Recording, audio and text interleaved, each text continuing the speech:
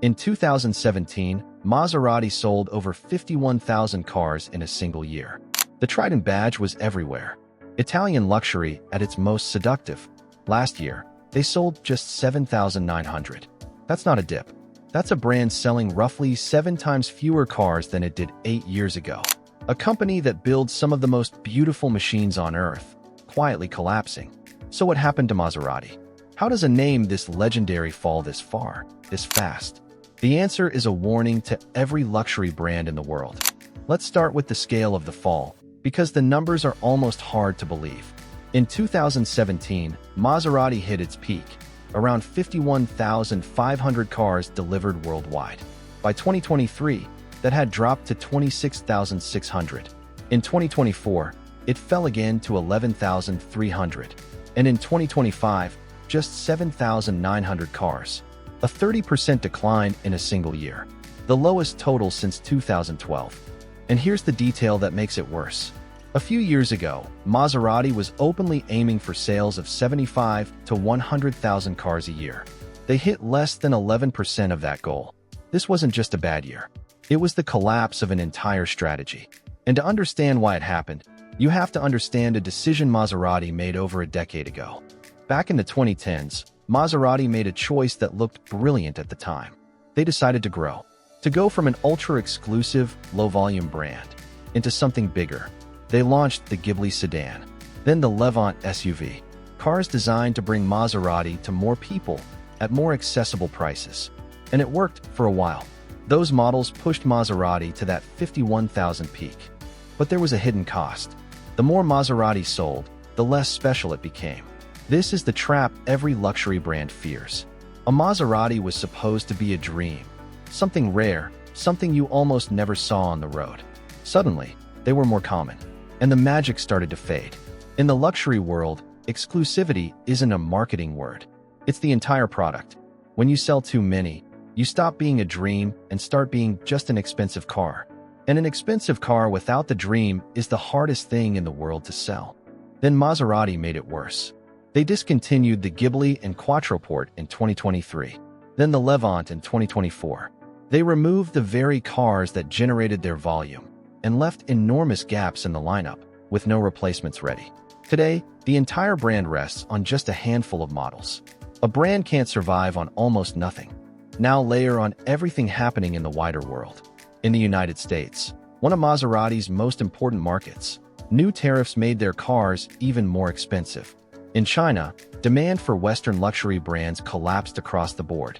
And the Grey Kale, the SUV that was supposed to be Maserati's new volume driver, sold far below expectations. Every single pillar that was supposed to hold the brand up gave way at the same time. And Maserati doesn't stand alone.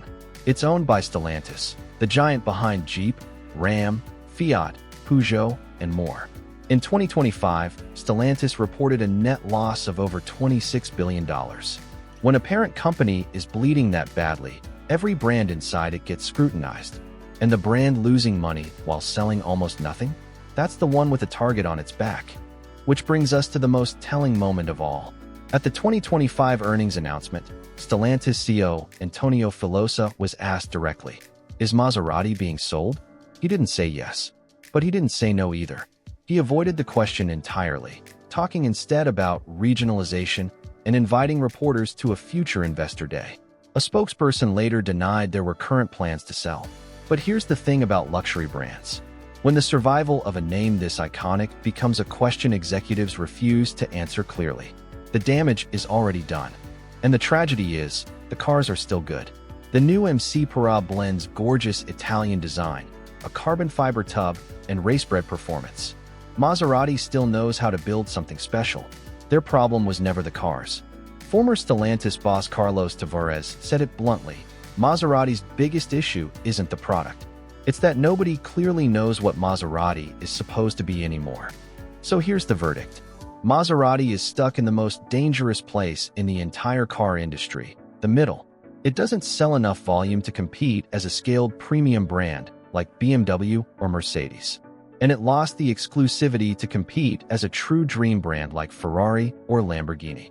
It's too common to be a fantasy, too expensive to be a value, caught in a shrinking space that, frankly, no longer exists. There is a path back. Maserati is planning to work more closely with Alfa Romeo to share costs. New models are coming, a next-generation Levant, a new Quattroporte. And the brand still has something most companies would kill for: a century of heritage and one of the most beautiful badges ever designed. But heritage alone doesn't save you. Maserati has to decide what it actually wants to be: exclusive dream or accessible luxury, and commit completely. Because the one thing that's killing it right now is trying to be both. Maserati isn't dead, but it's closer to the edge than it has been in decades.